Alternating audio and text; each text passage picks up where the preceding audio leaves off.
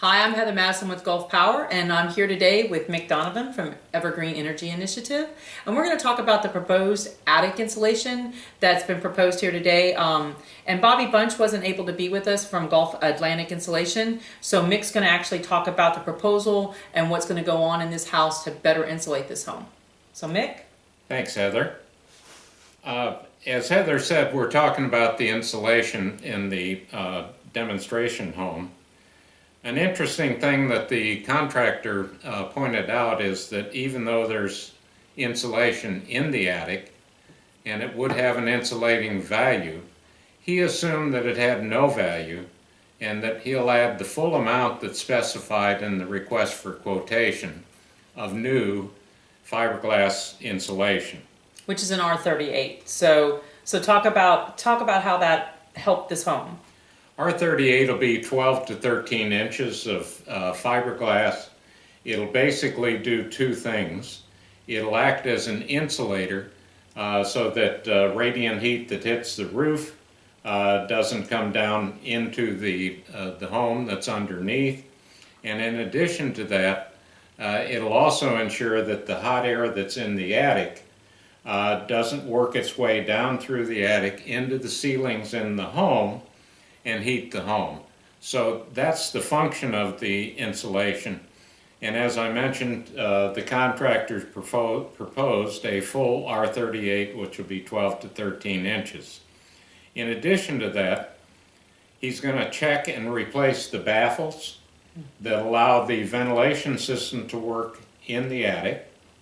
And that comes up through the soffit vent. So the baffles actually work in conjunction with the soffit and the gable plus the ridge vent in this home. That's correct. So that allows the air that gets heated in the attic to escape through the top, and that sucks in the air through the soffits underneath that.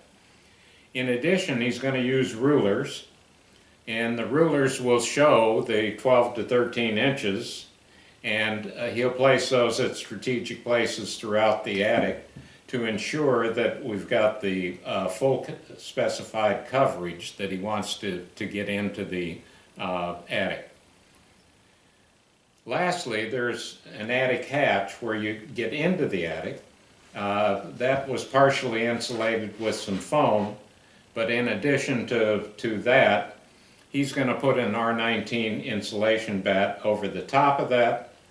It'll then close it up, and that'll make sure that we don't have a special place there through that entrance into the attic where air will filter into the home, and it will also ensure that we've got good insulation.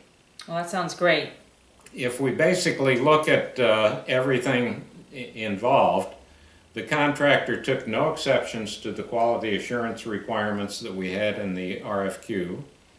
He quoted $2,000, which was the budget that we put in the energy assessment, and that $2,000 was giving value to the insulation that's up there, but he's going to put in a full R38, so we're getting a very good value and approximately 25% more insulation than we had originally specified. Well, that's fantastic.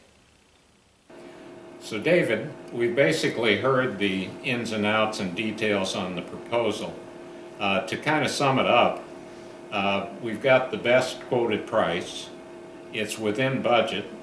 It provides more insulation than we'd actually specified in the request for quotation.